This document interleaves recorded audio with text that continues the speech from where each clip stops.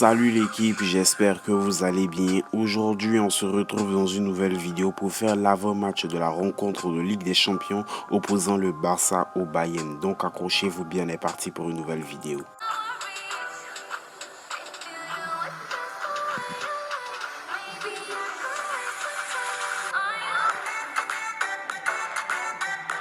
Mais l'équipe, avant de commencer cette vidéo, si tu es nouveau sur la chaîne et que tu viens de me découvrir par l'intermédiaire de cette vidéo, il ne faudrait surtout pas oublier de t'abonner, d'activer la cloche de notification, encore plus si tu es un supporter du FC Barcelone et de me laisser ton plus gros pouce bleu. Allez, c'est parti. Alors l'équipe, je ne vais pas vous mentir, la rencontre opposant le Barça au Bayern de Munich est devenue presque un classique en Ligue des Champions, voire une habitude, et souvent qui s'est mal fini pour le Barça, dont la dernière en date, c'était l'humiliation qui a fait un grand bruit dans le monde entier sur un score de 8-2 et qui a fait descendre au plus profond des enfers le FC Barcelone. Bien sûr, il y avait cette humiliation-là.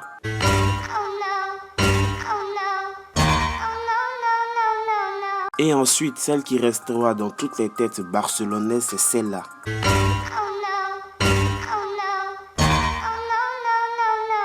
Mais depuis cette dernière humiliation contre le Bayern de Munich, cette équipe du Barça là a bien changé. Maintenant, on a des joueurs capables de marquer près de 30 buts par saison.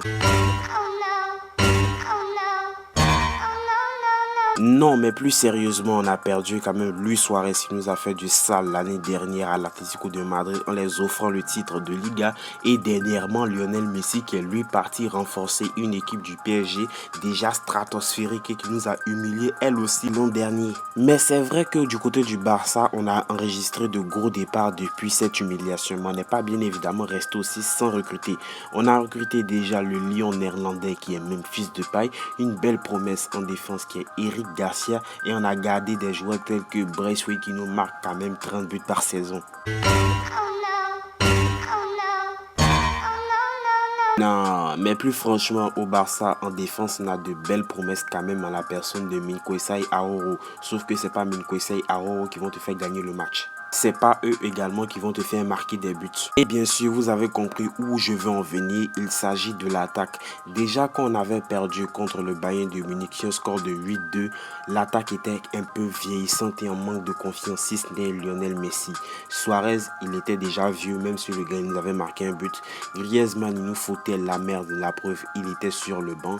Franchement, ce match-là est un match référence. Et pourquoi je dis que c'est un match référence? Parce que c'est un match qui pourra nous aider à apprendre de nos erreurs. Et donc, pour en revenir à nos attaquants, si ce n'est Memphis Depay qui réalise des débuts des plus tonitruants avec le FC Barcelone, qui on a réellement pour accompagner Memphis Depay? Tu as un Ansu Fati qui revient tardivement, tu as aussi un Dembélé qui est toujours à l'infirmerie, Agüero toujours blessé, Youssouf Demi qui a un bon talent mais qui est encore inexpérimenté en Ligue des Champions. On pourrait parler aussi d'un Luc de Jong qui a été recruté pour remplacer Griezmann qui a certes une grande expérience dans les grandes compétitions, mais clairement personne ne voit son intérêt au FC Barcelone actuellement. C'est pareil comme un Braithwaite de qui on voudrait s'en débarrasser.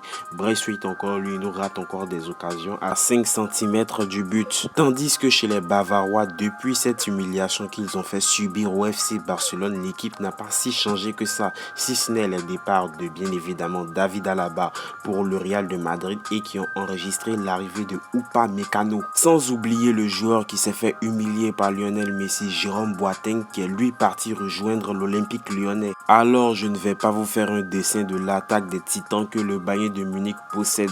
Tu as un Lewandowski qui nous marque quand même 43 buts en 20 matchs, ce qui est tout simplement stratosphérique. Tu as un Serge Gnabry qui est toujours aussi en forme, un Leroy Sané qui est clairement venu renforcer ce Bayern de Munich là. Bref, autant de joueurs qu'on pourrait parler. Bref, en tout, le Bayern n'a pas perdu de grands atouts dans le jeu. Ce qui concerne la bataille du milieu de terrain, c'est vrai, le Bayern a toujours d'excellents joueurs au milieu de terrain en la personne par exemple de Joshua Kimmich.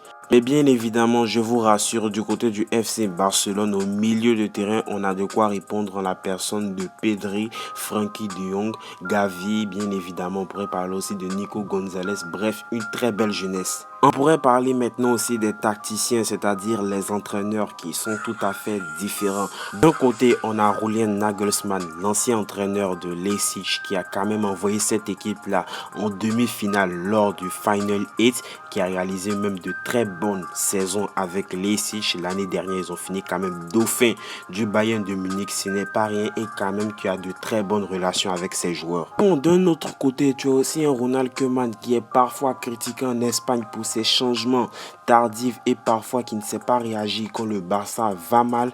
Bref, on a beaucoup critiqué en Espagne et parfois qui fait beaucoup de mauvais choix tactiques, comme par exemple le fait de faire sortir un attaquant pour faire entrer un défenseur alors que le Barça mène déjà 3-0, 3-1. Face est même incompris ses choix de Koeman. Et maintenant, il est l'heure pour moi de vous donner mon 11 idéal contre le Bayern de Munich. Le Barça devrait évoluer en 4-3-3. Dans les cages, je voudrais un Ter Stegen même s'il n'est pas à 100% physiquement. En ce qui concerne l'arrière gauche, ce sera Jordi Alba puisqu'il sera présent pour ce match. La charnière centrale, je ne veux pas de l'anglais, je veux un Araujo, Eric Garcia, c'est ce que moi je veux comme charnière centrale.